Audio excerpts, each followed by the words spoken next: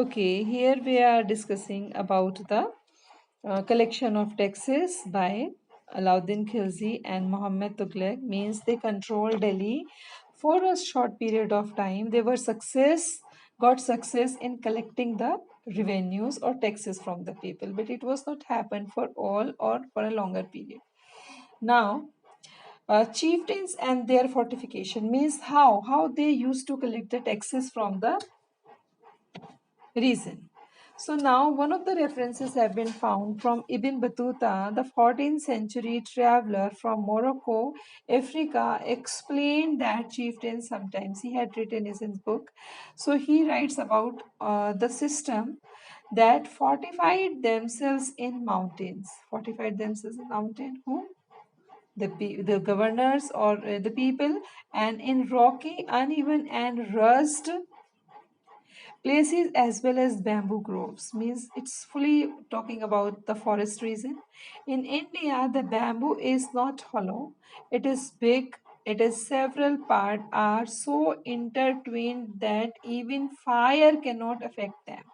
Means these groves, these forests were of bamboo forest, and people protected themselves there, and they are the whole very strong, and the chieftains live in these forests. Are you understanding? Chieftains, sardars, they are living in these forests which serve them a ramparts inside which their cattle, their crops, means the chieftains used to live in these part with their cattle and their crops, and ramparts means in particular area inside which there is the cattle and their crops. There is also water for them within, then that is the rainwater which collects here, hence they cannot be subdued except by the powerful armies. Means they cannot be taken away from there, disturbed, but only army can interfere, who entering these forests cut down the bamboos with specially prepared instruments. Means it only by the instrument those forests could be affected to taken them out, otherwise they people were very safe in these forested region, bamboo forest. So chieftains and fortification, how they people keep them safe, and you can say from the tax collection, describe the ways in which chieftains arranged for their defense. Means they protected themselves like this.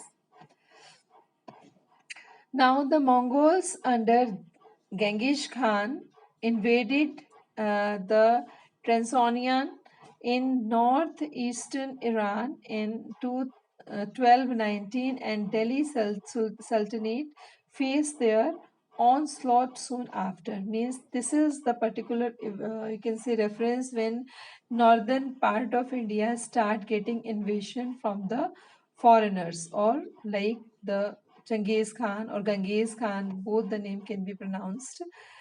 So, Mongol attacks or on the Delhi Sultanate increased during the reign of Alauddin Khilji and in the early years of Muhammad bin Tughlaq rule. The force of the two rulers mobilized their standing army in Delhi, which posed huge administrative challenges. Let us see how Delhi Sultan deal with this. Means here another comparison we will see, like who was the more successful in controlling the Delhi Sultanate, like Alauddin Khilji or Muhammad Tughlaq.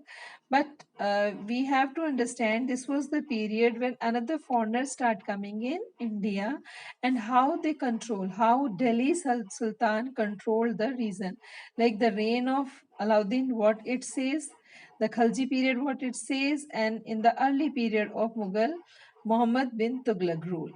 So we will discuss it tomorrow. Till the time is easy to understand only.